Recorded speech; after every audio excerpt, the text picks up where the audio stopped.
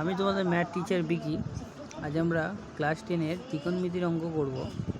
ABTA test paper থেকে তোলা এই কোশ্চেনটা।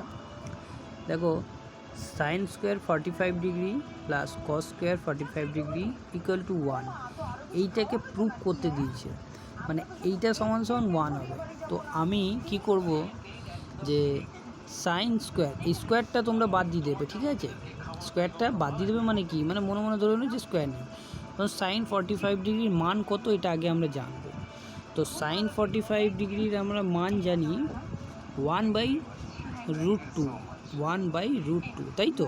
এবার স্কোয়ার আছে বলে স্কোয়ার দিয়ে দিলাম, প্লাস কস স্কোয়ার 45 ডিগ্রি, সেরকম বললাম যে স্কোয়ারটা মনে মনে বাদ দিয়ে দাও, তাহলে কস 45 ডিগ্রির মান কত, 1/√2।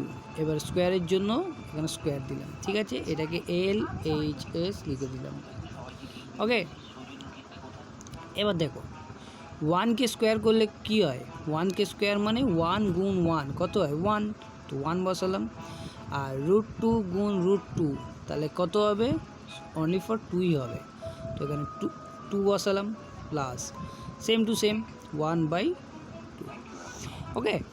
তো দেখো, হর একই আছে, এই জন্য 2 বসালাম, 1 + 1 ইকুয়াল টু 2/2, ঠিক আছে? কাটাকুটি করে কত বেরোলো, কাটাকুটি করে 1 বেরোলো। তো আমাদের প্রুফ করতে দিয়েছে, দেখো 1 হয়ে গেল। তাহলে আমার এখানে কী হলো, RHS প্রুফ দ্যাট লিখতে হবে না, প্রুফ, বাস এইটুখানি অঙ্ক। এটাই 2 মার্কস।